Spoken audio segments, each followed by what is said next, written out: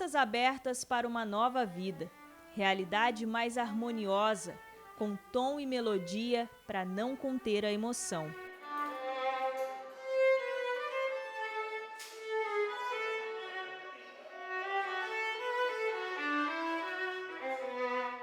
Essa poderia ser só mais uma das histórias com finais felizes em meio à maior crise de saúde dos últimos tempos. Mas os personagens dessa narrativa são diferentes. Médico e paciente são também pai e filho. Jarbas testou positivo para a Covid-19 aos 69 anos. Enfrentou 37 dias de internação nesse hospital na região central de Curitiba.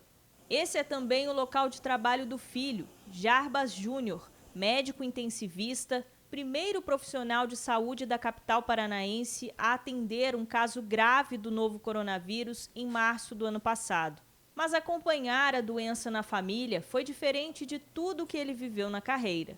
A gente acaba vendo com um olhar diferente e aí agora a gente consegue entender o sofrimento do outro aí de uma perspectiva melhor. Pelas regras do trabalho, não assistiu como médico o tratamento do pai.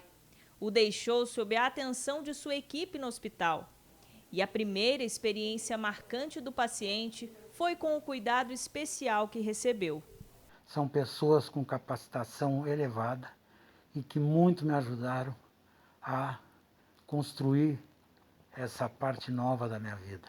Depois do risco de perder a vida, teve a segunda vivência significativa, o contato com o sagrado.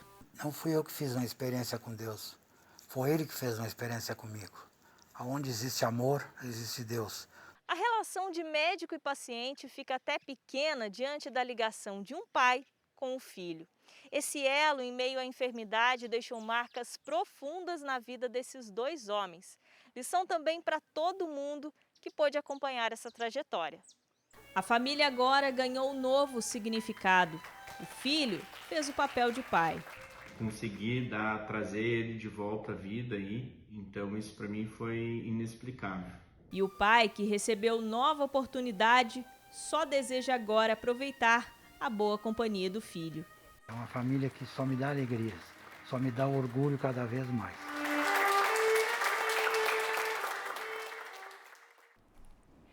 Que vitória, né? E de histórias assim, é feita a vida de mais de 53 milhões de pessoas recuperadas do coronavírus em todo o mundo. Neste primeiro bloco, vamos rever o projeto que oferece atendimento profissional de saúde e de graça. Quem se empenha para salvar o outro merece homenagens. Outro pai, outro filho, outra história de amor. Um amazonense carregou sozinho o cilindro de oxigênio que salvou o filho.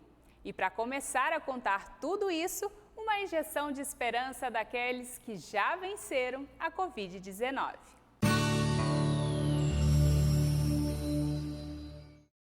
O aceno foi tímido, mas por dentro o coração vibrava por voltar para casa. A história do Edgar é a mesma de muitos brasileiros hospitalizados por Covid-19. Sou renal crônico há 2 anos. Certamente eu sabia que se contraísse o vírus, eu estaria numa situação bastante complicada, que isso foi muito alertado. Mas foi inevitável. A falta de ar o levou para os cuidados médicos. Precisou de ajuda de aparelhos para sobreviver. Eu fiquei praticamente no coma, que eu não guardo nem a memória disso. Eu tirei os tubos no dia 23 e quando foi dia 29 eu saí da UTI. A saída do hospital tem que ser um fato registrado. Quem se lembra da trajetória da Josefa, que superou os 15 dias de internação por coronavírus, grávida de 7 meses? Hoje, ao lado da filha, a recuperação tem outro sentido. Deus nos presenteou com a maravilha, com sua saúde, que nasceu perfeita, sem sequelas. E na trajetória de quem teve a saúde restaurada em tempos tão desafiadores até para a medicina, 2 fatores se tornaram fundamentais: o apoio dos entes queridos e a espiritualidade. A família completa já diz tudo, mas a filha mais velha faz questão de lembrar a força que deu à mãe. Agradeço a Deus pela vida da minha mãe e da minha irmã, porque sem elas não conseguiria viver até hoje. A presença dessas pessoas ajuda a afastar os sentimentos de ansiedade, medo e solidão causados pelo próprio distanciamento. A tecnologia que tanto colaborou para encurtar as distâncias neste tempo tem sua parcela de contribuição nesses casos. Esses dias mesmo eu lia o depoimento de um idoso que ficou internado e ele dizia que o que auxiliou nesse período difícil de internação foi ter o celular para fazer a chamada de vídeo com a família ao lado e a Bíblia do outro. A Bíblia e outros símbolos religiosos são auxílio espiritual no processo de recuperação. A fé ajuda a manter viva a esperança. É uma virtude que nos faz esperar por algo melhor. Foi assim que Edgar e Josefa fizeram para voltar para casa. O corpo reagiu ao vírus. O coração nunca duvidou. Sem Deus nós não somos nada.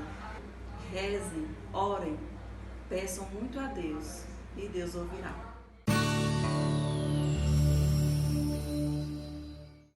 O online, por muito tempo, foi sinônimo de distanciamento, muitas vezes no sentido negativo da palavra. Só que para frear o novo coronavírus, nos últimos meses essa tem sido a principal forma de se conectar com aquele parente que está longe, com o comércio e com os profissionais da saúde. A telemedicina ganhou força no Brasil. Com o sistema de saúde pressionado pelo grande número de casos de Covid-19, a telemedicina se tornou aliada de médicos que queriam ajudar, mas de forma online. Assim nascia o projeto Missão Covid. O projeto começou através de um desejo de alguns amigos em fazer algo novo aí pelo Brasil durante a pandemia. Então a gente estava de braços atados, né? Porque os médicos tiveram um impacto, né, no volume de pacientes, então diminuiu o volume. A gente estava ocioso, querendo ajudar de alguma maneira, então a gente resolveu criar esse projeto para ajudar a população. Tudo é feito pela internet. Ao apresentar sintomas de Covid, o paciente de qualquer parte do país se cadastra no site do projeto e então o médico entra em contato para fazer o atendimento. Eu te oriento para você ficar de olho se tiver febre que dure mais que 2 dias, ou seja, mais um dia, porque a senhora já está com um dia de febre, ou se tiver falta de ar. A primeira coisa que a gente faz você precisa ir para o hospital porque você está muito grave ou você precisa ficar em casa. A grande maioria fica em casa. E em casa a gente orienta em relação ao isolamento. Você mora sozinho? Tranquilo. Você mora com outras pessoas? Como é que você lida com essas outras pessoas? Você vai ficar quantos dias isolado?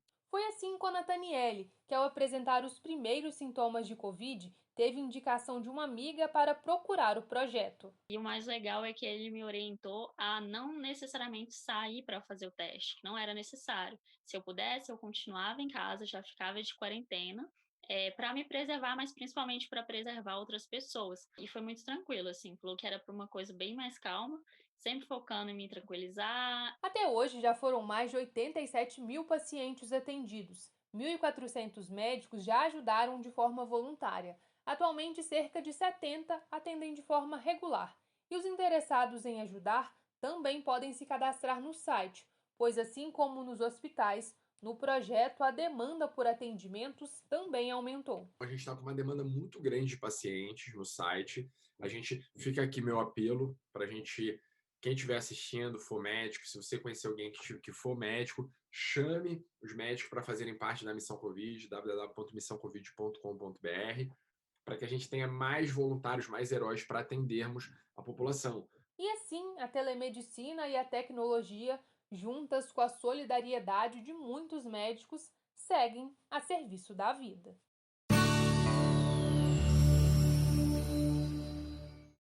Fique em casa, evite contato com estranhos. Ao arriscar a própria vida, eles salvaram muitas outras. O medo do contágio existe para qualquer profissional da saúde. Nós não tivemos aulas de Covid na faculdade de medicina. A dura rotina dos hospitais, muitas vezes lotados, exigiu que, além da técnica, era preciso viver a humanidade na prática. Os pacientes que chegam para mim chegam bastante inseguros, com medo por causa das notícias, vêm com muitas dúvidas. Como também seus familiares, né, que não podiam visitar os pacientes, que tinham que ficar isolados e não podiam vir ao hospital e recebiam e continuam recebendo informações diárias dos médicos exclusivamente por telefone. A perda de um paciente para nós é como se fosse a perda de um membro da família. A gente sente muito. Gerou uma angústia, uma ansiedade, uma preocupação, né? Um desafio de você manter a sua sanidade, manter a equipe segura. Cuidar é dar de si para o outro, não importa a situação. Na linha de frente no combate à pandemia, em 2020, os profissionais da saúde foram eleitos os Guardiões do Ano pela Time, revista norte-americana. É um reconhecimento a esse trabalho tão necessário em qualquer tempo e lugar. Nós, profissionais de saúde, ainda pedimos às pessoas que continuem se cuidando, entendeu? Usando máscara, álcool gel, evitando aglomerações. Debaixo da proteção extra que encobre rostos e mãos, a coragem de mais um dia lutar contra um vírus invisível. Muitas vezes estamos longe das famílias, ficamos ausentes em datas comemorativas, isso pesa um pouco ao longo da vida, a gente sabe disso. O profissional da saúde também sente isso tudo, mas eu acho que poder ajudar, esse dom que Deus nos deu, a gente supera tudo isso. É um aprendizado mais do que médico, é um aprendizado humanitário. Esse é um serviço heróico, assim chamado pelo Papa Francisco, que se torna sinal visível da humanidade e aquece o coração. Gracias por la cercanía, gracias por la ternura, gracias por la profesionalidad con que atienden a los enfermos. Muitos desses profissionais deram a vida por um desconhecido. Ainda não vencemos a pandemia, mas sempre agradeceremos de braços abertos.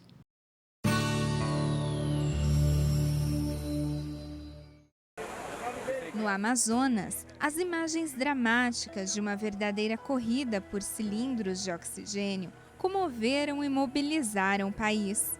Pessoas que têm família, sonhos, esperanças e fé, muita fé, são histórias. Uma delas é a de Vitor.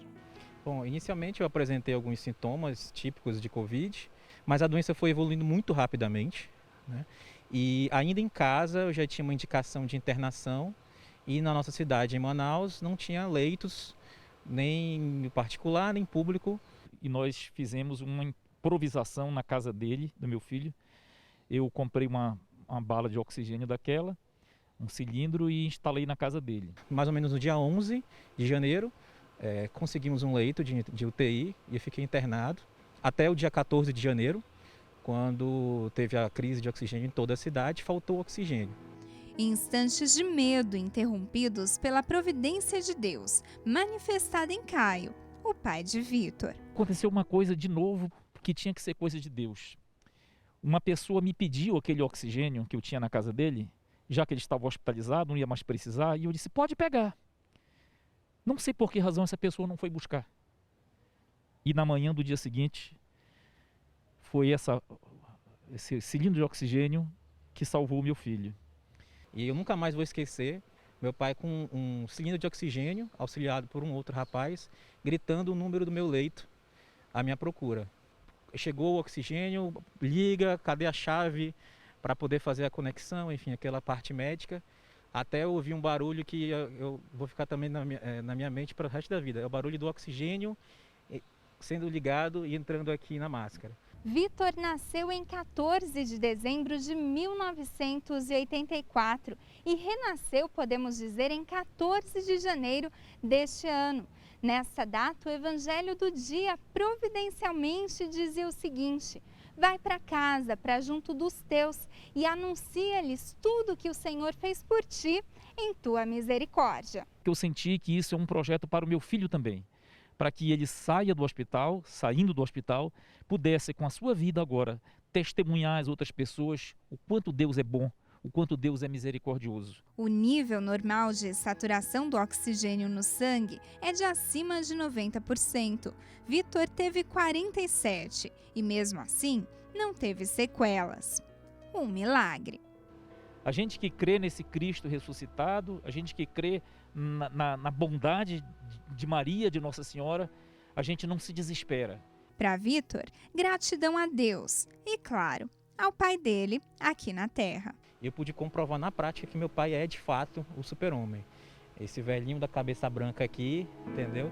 Carregou um cilindro de 60 quilos de oxigênio, né, junto com Nossa Senhora, com todos os amigos e familiares que estavam em oração para que eu escapasse dessa.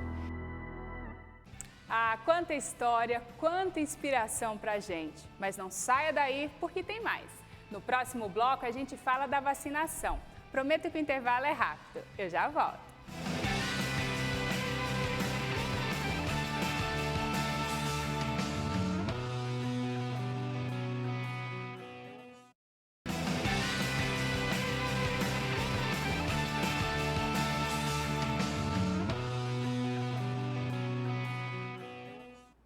Ah, como é bom dar notícias de tanta esperança nesse tempo difícil que a gente vive. Neste segundo bloco tem alerta da OMS. Vamos conhecer mais sobre as variantes do coronavírus. As iniciativas de vacinação em todo o país que vão desde drive-thru a longas horas de navegação. E para começar, a orientação da igreja sobre a vacina da Covid-19.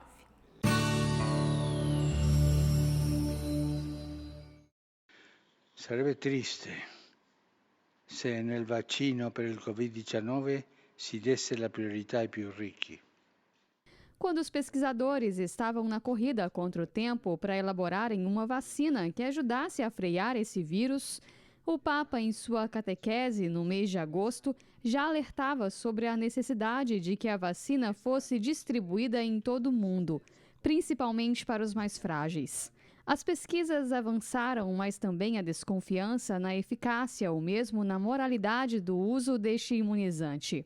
Então a igreja entrou, como em outras situações da história, para auxiliar o povo cristão com algumas orientações morais. Na nota da Congregação para a Doutrina da Fé sobre a moralidade do uso de algumas vacinas anti-Covid-19, se faz referência ainda a 3 outros documentos anteriores: o da Pontifícia Academia para a Vida, de 2005, a Instrução da Congregação para a Doutrina da Fé, Dignitas Personae, de 2008, e também uma outra nota da Pontifícia Academia para a Vida, de 2017. No texto, se esclarece que a Igreja não tem, com esta nota, o objetivo de julgar segurança e eficácia de vacinas, já que este é um dever dos órgãos de saúde, mas sim pretende falar sobre o aspecto moral do uso deste imunizante. A Igreja tem o papel, sim, de orientar a todos nós católicos a realmente realizar ações humanas e humanizantes. Então, nesse sentido, é que a Igreja orienta cada fiel a ter mais consciência da sua própria saúde e do bem que pode fazer as outras pessoas também tomando esta vacina, que neste momento para nós é uma esperança muito grande para que a gente saia como comunidade humana, fraternidade universal desta situação tão difícil que a gente tem vivido já há mais de um ano. No texto, a congregação destaca ainda que, do ponto de vista ético, vacinar não é apenas uma questão de proteger a própria saúde, mas também de buscar com intensidade o bem comum. E por isso, na ausência de outros meios para tratar uma doença ou apenas para evitar que se torne uma epidemia, se recomenda a vacinação, especialmente para proteger os mais frágeis e mais expostos. Na entrevista dada pelo Papa à TV italiana Mediaset, ele reafirmou esse conceito de dever de responsabilidade com o próximo. Por diversas vezes, o Papa afirmou que ninguém se salva sozinho, que vivemos num mundo interconectado, que somos todos filhos de um mesmo Pai, e convidou a um ato de fraternidade. È etica, perché ti giochi tu la salute, ti giochi la vita, ma anche giochi la vita di altri. Tem crescido discursos, inclusive dentro da igreja, negacionistas, discursos anticientíficos, como se a ciência se opusesse à fé e a fé à ciência. Isto é um fideísmo infecundo que, infelizmente, tem tomado a cabeça de até cristãos católicos. Se nós olhamos para a história própria da igreja, nós vamos ver que muitos destes cientistas foram cristãos, religiosos e padres, e que realmente, com a sua contribuição, com seu estudo, contribuíram para o avanço da própria ciência e também da tecnologia. Então, é nesse sentido que a Igreja, obviamente, ela não avalia as questões científicas, porque isso se refere à comunidade científica. O Papa, nesta belíssima entrevista, ele fala até de uma atitude de um negacionismo suicida, ou seja, que fere a si mesmo e também fere a comunidade humana, fere o outro, porque uma pandemia não diz respeito a uma pessoa em particular, mas diz respeito a uma comunidade que convive uns com os outros. Então é nesse sentido que o Papa nos orienta a valorizar o que a comunidade científica tem testado e aprovado e tomar essa vacina. Nós no Brasil estamos vivendo este momento de muita alegria, ou seja, já estamos sendo vacinados pouco a pouco. Agora a nossa luta é outra. A nossa luta se trata de que esta vacina possa chegar a todos, principalmente aqueles mais vulneráveis que nós sabemos que estão espalhados pelo nosso Brasil. O Comitê de Emergência da OMS alertou da pouca disponibilidade de vacinas para enfrentar a pandemia. A capacidade de produção das diferentes fábricas é limitada, o que pode atrasar a redução da transmissão do vírus. Para o diretor-geral da Organização Mundial da Saúde, a distribuição justa das vacinas está em sério risco. O mundo está à beira de um fracasso moral catastrófico devido à desigualdade na distribuição das vacinas contra o novo coronavírus. De acordo com a OMS, até mesmo a COVAX, iniciativa que reúne diversos países para distribuir a vacina a outros mais pobres, pode ser comprometida devido a acordos bilaterais já assinados para a compra do imunizante. A situação cria exatamente o cenário pelo qual a COVAX foi pensada para evitar. O chefe da organização apelou aos países que evitem cometer os mesmos erros já ocorridos nas pandemias de H1N1 e HIV, pois no último cenário, estas ações podem prolongar a pandemia. These actions will only prolong the pandemic. Para garantir a livre circulação entre os países membros da Europa, o primeiro-ministro português António Costa propôs à União Europeia a criação de um certificado de vacinação válido em todo o bloco. O Comitê de Emergência da organização alertou: a prova de vacinação não deve isentar de outros cuidados preventivos. Boatos de que Canadá, Estados Unidos e Reino Unido disponibilizarão vacinas para estrangeiros reforçaram a denúncia de que agências de viagens estariam promovendo o turismo das vacinas, com pacotes para a América do Norte, a Europa e a Ásia. Mas em nenhum destes destinos existe regulamentação sobre o assunto. De acordo com o comitê, não se sabe em quanto tempo a eficácia das vacinas diminuirá a transmissão ou acabará com a pandemia. Ainda em dezembro do ano passado, uma nova cepa do coronavírus foi identificada no Reino Unido. Logo em seguida, foi a vez da África do Sul identificar uma outra mutação no vírus que causa a Covid-19. No início de 2021, uma nova modificação, provavelmente surgida no Amazonas, foi identificada no Japão. Segundo o pesquisador do Laboratório de Virologia do Instituto de Medicina Tropical da Faculdade de Medicina da USP, variações nos vírus são comuns. Na verdade, dentre os vírus que a gente conhece e estuda, o coronavírus, o SARS-CoV-2, não é um dos vírus mais mutantes que tem. Tem vírus que têm taxas de mutação mais altas do que ele, bem mais altas.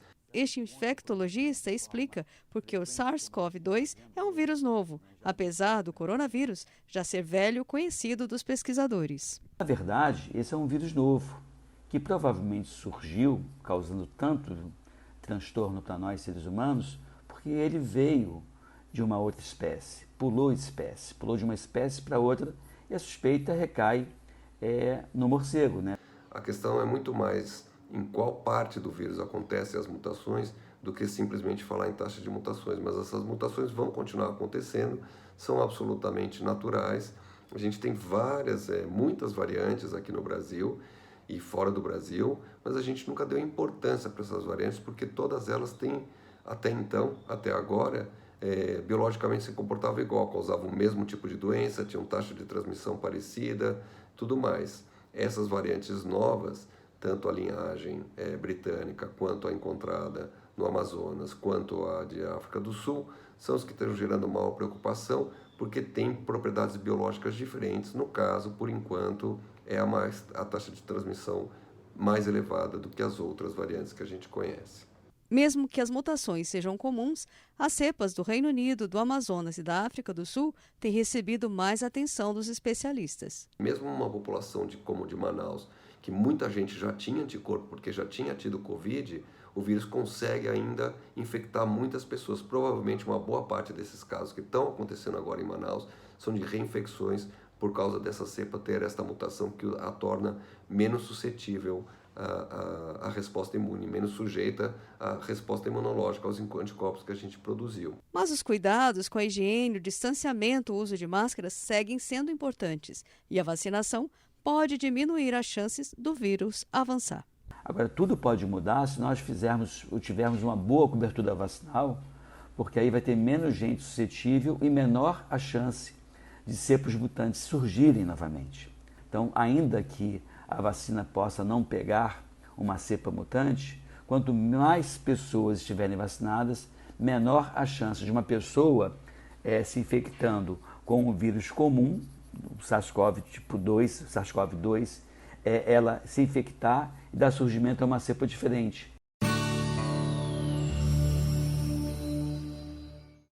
Eles são parte da população que requer mais atenção. O importante neste momento é eles não estarem apresentando nenhum sintoma gripal, né? Tosse, espirro, febre, falta de ar, tá?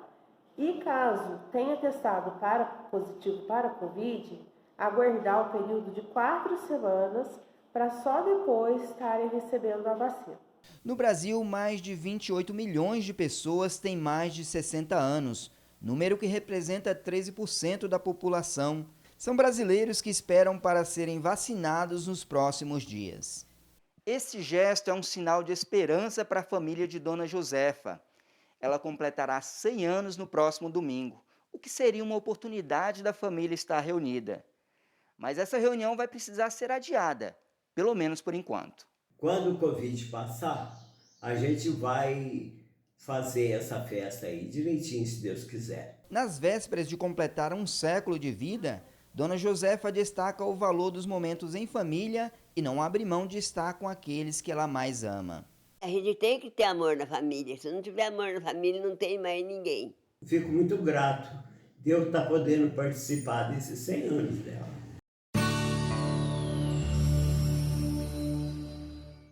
O coordenador executivo do Centro de Contingência comentou a evolução do quadro que permitiu a reclassificação. Nós percebemos que nessas últimas semanas, felizmente, boa parte das regiões, e aí eu incluo a região metropolitana, pela sua importância do ponto de vista populacional, redução no número de internações e a possibilidade de que essas regiões, que serão apresentadas logo a seguir, pudessem ter uma progressão para a fase amarela. A partir de hoje, 6 regiões avançam da fase laranja para a amarela. Comércio e restaurantes poderão funcionar até às 22 horas.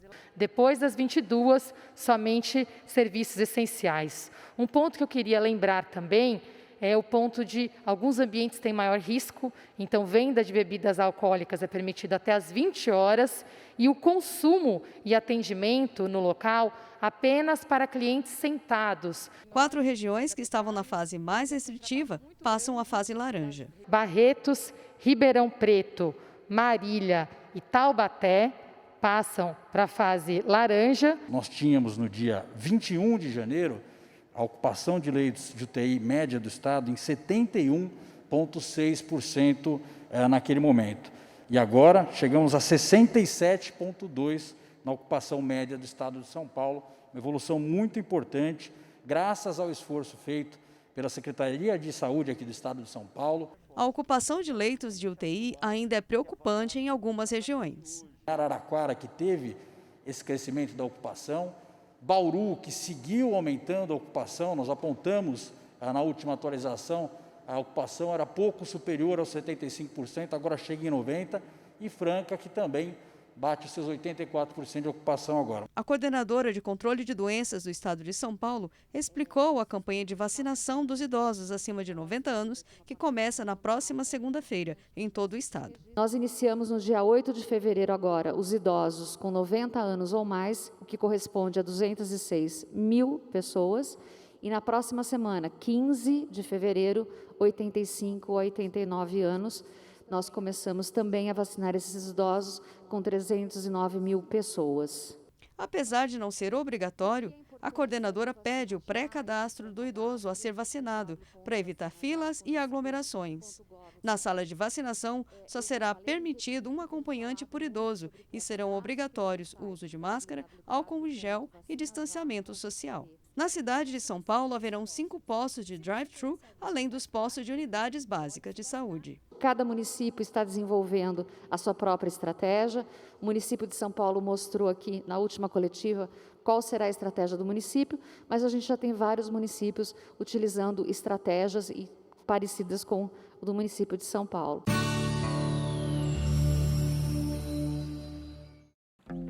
O rio é a única via de esperança para quem está ancorado à margem da idade.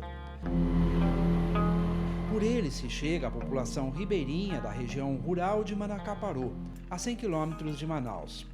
O município também sofre os efeitos da segunda onda de Covid-19 que atingiu a capital amazonense. Mas desta vez, os profissionais de saúde levam no barco uma carga especial, a vacina que vai imunizar dezenas de idosos nas áreas rurais contra o coronavírus. O imunizante chegou a tempo para Dona Maria da Silva. O esforço dos trabalhadores da saúde gerou nela sentimento de gratidão. Agradeço mesmo a vinda de vocês, que Deus abençoe, dando saúde, paz, tranquilidade a todos vocês, meu filho. E nunca faltando o que é necessário quando pisar nesse chão. A espera, enfim, acabou para Dona Maria Dias. Mas essa palavra ainda precisa também correr o rio para reequilibrar a vida na região. Estou me sentindo muito feliz porque é o que a gente está esperando, né? É isso que eu tenho a dizer. Esperando de Deus que tudo dê certo. Por enquanto, os grupos de prioridade na primeira fase de vacinação são profissionais de saúde, idosos acima de 80 anos e indígenas de 265 aldeias na região. Na casa da Dona Maria Mota, a picada da agulha gerou felicidade e a certeza de mudanças. Isso me deixa assim muito feliz em ver ela vacinada, sabendo que já perdemos tantos idosos, tantas pessoas de nova também. E isso é uma esperança, né? Temos esperança que as coisas vão mudar e vão melhorar. O Amazonas registrou mais de 230 mil casos do vírus desde o início da pandemia e passa por um devastador ressurgimento de infecções e falta de suprimentos de oxigênio.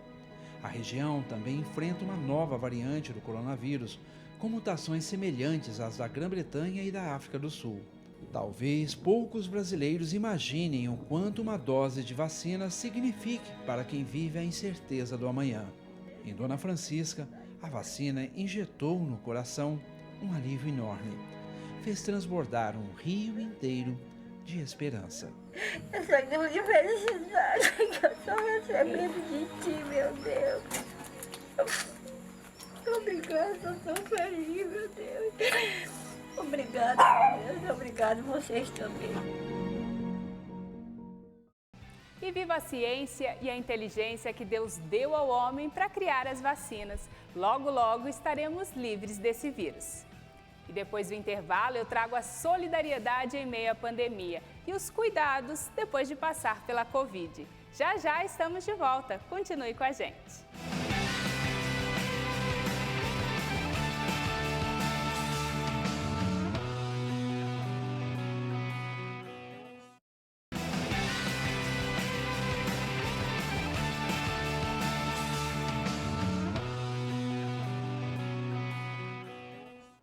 Estamos de volta e neste bloco a gente vai falar de Vitória e de solidariedade. Vitória, que vem lá da Europa. A pessoa mais idosa do velho continente é uma freira francesa. Ela completou 117 anos após vencer o coronavírus. Vamos mostrar como terapias e um check-up podem auxiliar na recuperação da Covid. E a gente começa revendo o trabalho dos salesianos com os jovens e os que mais precisam neste tempo de pandemia.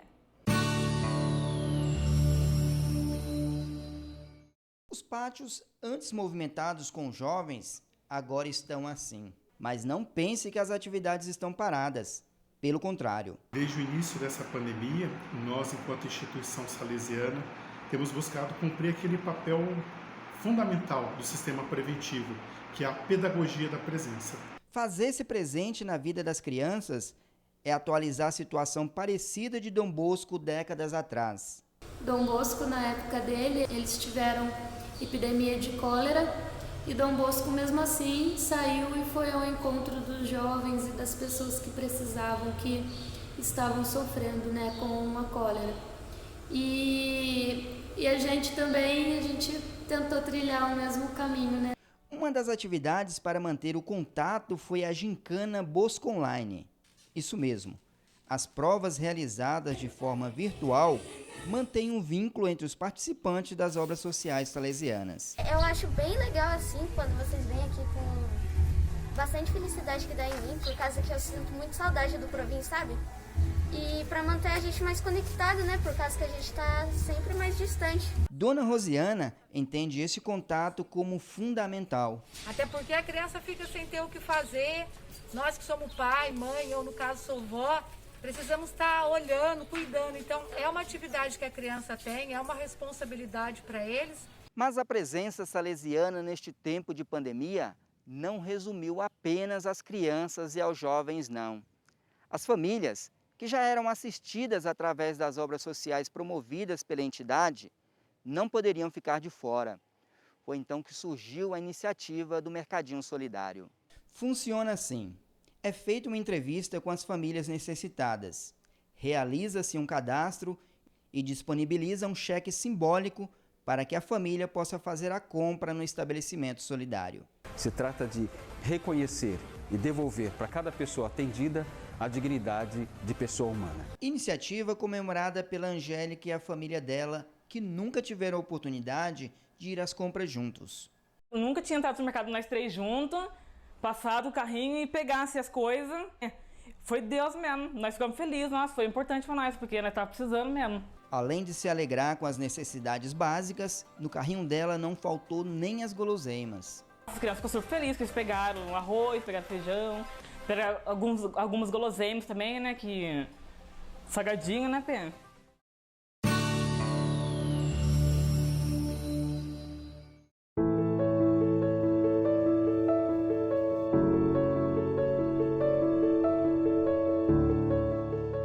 Os ingredientes do pão salesiano de Belém não são apenas farinha, água e fermento. Infinitas são as quantidades de misericórdia e generosidade adicionadas à sua massa.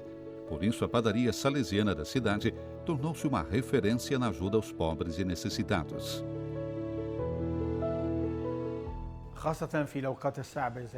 Em tempos particularmente difíceis, como a primeira e a segunda intifada, essa padaria desempenhou um papel importante e prestou um grande serviço ao povo.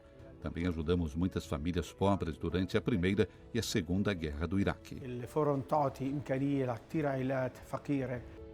Uma ajuda incansável também nesse momento difícil da pandemia do coronavírus. Também nesse período, desde a eclosão da pandemia até hoje, a padaria não só deu pão às famílias mais pobres, mas também às instituições que precisam de ajuda para continuar atendendo ao povo. Entre essas instituições está a Associação Juntos pela Vida de Belém, que atende pessoas com necessidades especiais e que, devido à pandemia, por falta de vendas dos artesanatos e falta de doações, passa por dificuldades financeiras. Nós dependíamos dos peregrinos que visitavam Belém e também fomos atingidos por sua ausência. O pão que recebemos é suficiente para cerca de 55 pessoas. Para nós, estava difícil manter esta ajuda e os salesianos nos apoiaram, sobretudo porque o pão é fundamental para a nossa cultura palestina. Comemos pão ou arroz. O pão sempre acompanha as refeições. ضروري الخبز يكون موجود على الوجبة يعني. A Associação de Belém, Beit al-Rajá, Casa da Esperança, para cegos e portadores de outras necessidades especiais, também foi afetada pelas consequências do coronavírus. Para eles, a renda dependia do apoio externo e dos peregrinos. O diretor da associação, Salim Zeidan, agradece aos salesianos a ajuda e a qualidade do pão.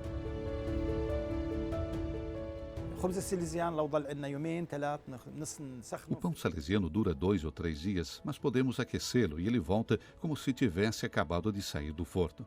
A padaria salesiana é uma das mais antigas da cidade e sempre manteve a mesma qualidade de produção. Mesmo que fazer pão pareça uma coisa simples, para famílias que estão sem trabalho e não têm renda, especialmente neste período de crise, recebê-lo de graça alivia a família de parte das despesas diárias. Belém significa Casa do Pão. O pão que a padaria salesiana da cidade distribui com amor. Um presente que aquece o coração e a alma dos mais necessitados.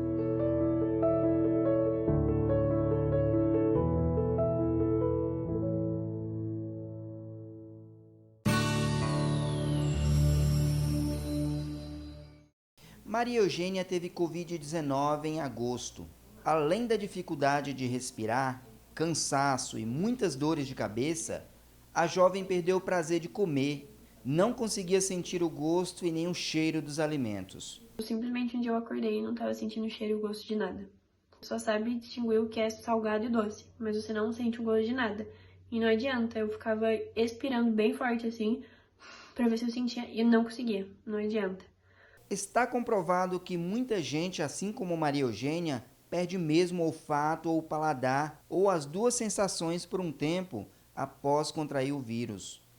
Os especialistas afirmam que mais da metade dos que foram infectados relata dificuldade em sentir gosto e cheiro. A gente precisa tratar esses pacientes. Imagina você viver o resto da sua vida sem sentir o gosto, sem sentir o cheiro daquela comida, daquele perfume, daquela bebida que você gosta. No caso da perda do olfato, a boa notícia é que existe tratamento, na maioria dos casos eficaz, é a terapia olfatória. A técnica já é usada há mais de 10 anos no tratamento de doenças respiratórias. Ela consiste em inalar por 10 segundos, com intervalo de 15 segundos, essência de baunilha, pó de café, mel, cravo, pasta de dente e vinagre de vinho tinto. A técnica pode ser repetida de 2 a 3 vezes ao dia.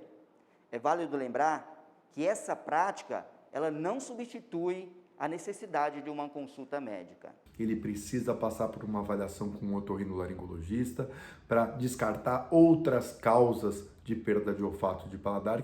Jones também perdeu o olfato e o paladar após ser infectado pelo coronavírus. Após um mês do início dos sintomas, a sensibilidade desses sentidos ainda não foi recuperada. Eu ainda tenho essa sequela, mas naturalmente os cheiros que são muito fortes, eu consigo identificar. Agora aquele cheiro mais ameno ou fraco eu não consigo identificar ainda.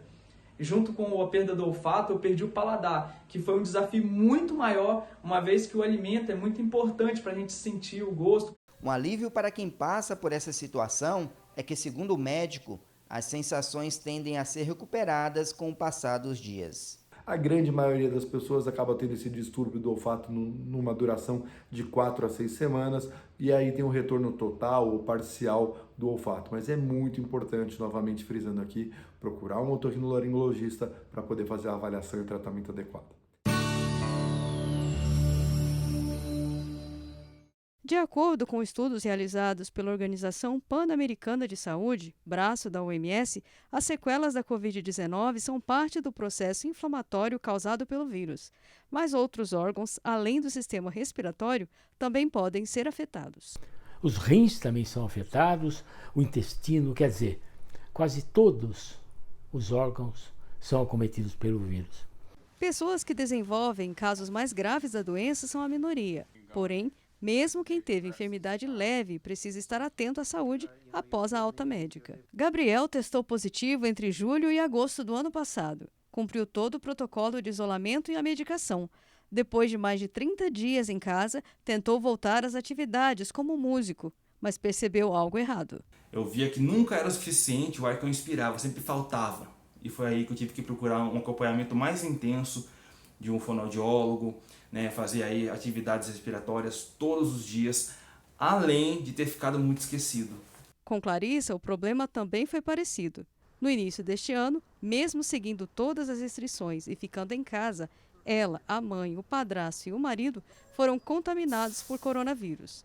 Embora não tenha mais o vírus, ela e o marido ainda sentem os reflexos da doença. O meu paladar já voltou, mas meu olfato não voltou ainda 100%.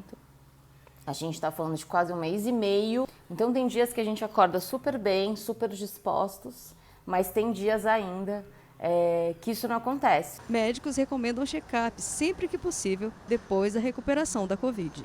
Procure seu médico, sabe? Porque realmente pode ser que tenha acontecido alguma coisa mais grave. Então é importante que vocês procurem então fazer um check-up depois do que aconteceu com o Covid, para ver se realmente houve algum agravamento, houve alguma lesão que ficou crônica. E hoje aí já se passaram, né, alguns meses desde a contaminação, meu tratamento e minha melhora, mas continuo, né, fazendo aí atividades respiratórias, continuo me consultando com médicos, buscando atingir novamente os 100%.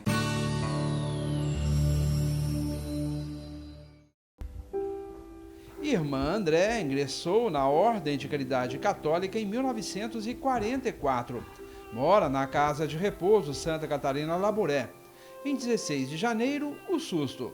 Testou positivo para coronavírus, mas não apresentou sintomas. Foi isolada de outros residentes.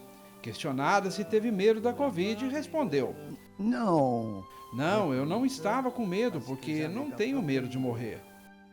Apesar de cega, a irmã André é espirituosa e não esconde outro desejo. Estou feliz por estar com você, mas gostaria de estar em outro lugar, junto ao meu irmão mais velho, ao meu avô e à minha avó. A irmã está ansiosa para comemorar os 117 anos de vida na próxima quinta-feira. O aniversário será celebrado com um grupo menor de residentes devido ao risco de infecção por coronavírus. O diretor de comunicação da casa afirma que os residentes poderão sair dos quartos, comer juntos, participar das atividades. Uma nova reunião com todos, possível apenas por causa da mais velha residente da casa, ou quase a mais velha do mundo. Fazer 117 anos depois de vencer a Covid é uma dupla comemoração. E o dom da vida merece mesmo ser celebrado todos os dias. Celebrando a vida de quem se recuperou, nos solidarizamos com todas as famílias que perderam seus entes queridos. A todas as vítimas, nosso respeito e oração. E a você que esteve com a gente, obrigada pela companhia e até domingo que vem. Deus abençoe. Tchau!